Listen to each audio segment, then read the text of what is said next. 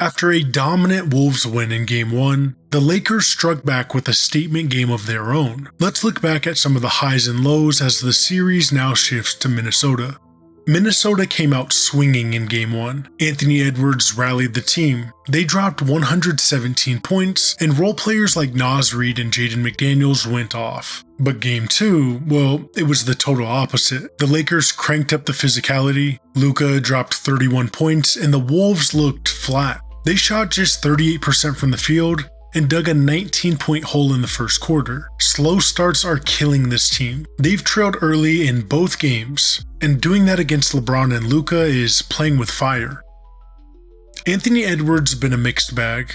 He had 25 points in Game 2, but took until late in the first quarter to even score. The Lakers threw a confusing pseudo-zone defense at him, and a banged-up shoulder didn't help. Now, that man-zone combo was something that Anthony Edwards seemed to struggle with. I don't know, it seemed like every time I caught the ball, they kind of went like in a zone, in a sense. So it's kind of confusing at times, but we'll watch film and be ready. Every time Edwards tried to get an ISO, the Lakers loaded up boxes and elbows, essentially creating a box behind the on-ball situation. The Wolves figured it out a little bit later in the game, but the thing is, this shouldn't be new to Ant or the Wolves. It's what worked for the Mavs defense against him last season.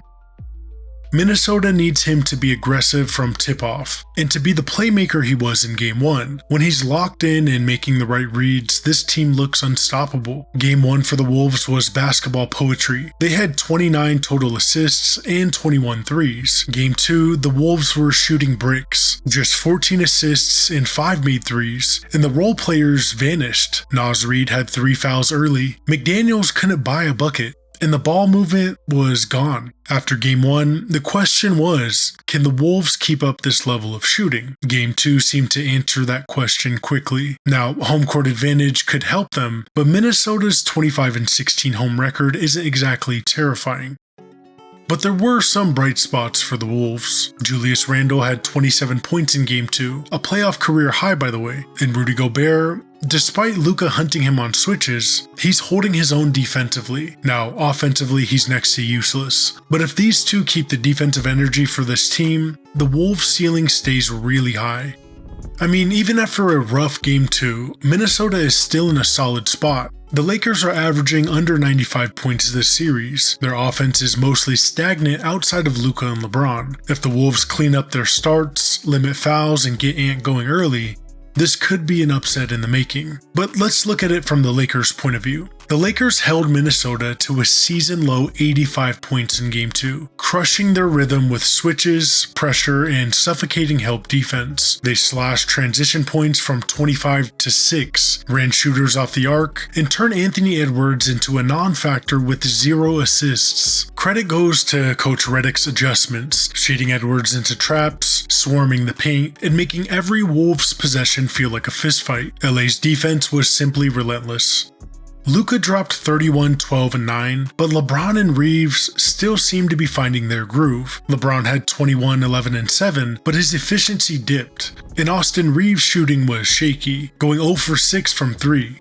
The bigger issue, however, is the rest of LA's supporting cast. Hachimura, Finney-Smith, Vincent, none of them were all that great. And Jackson Hayes, he had 5 fouls in 9 minutes. If the Lakers want to close this series out, they need more from the bench. LeBron and Reeves must have dominant moments, and role players need to simply hit open threes. Now there was an interesting moment. Down 11 in the third, the Wolves were heating up, until JJ Redick called an angry timeout. His timeout rant sparked a 9-0 Lakers run, stretching the lead to 20. Now, to be clear, LA's defense won Game 2, but their offense was still unimpressive. The Wolves will adjust at home. Target center's been a nightmare for LA in the past. But if the Lakers defend like this, they're the favorites in this series for sure. They held Minnesota to 20% shooting from 3 in Game 2. In Game 1, they shot 50%. Now, whichever team is able to replicate that performance will dominate this series in the next few games. Game 3 is massive for both of them. Can Luka carry LA's offense again? Will LeBron flip the switch? Or will Ant be the playmaker of Game 1? Drop your predictions in the comments, and thanks for watching Sports Pantheon.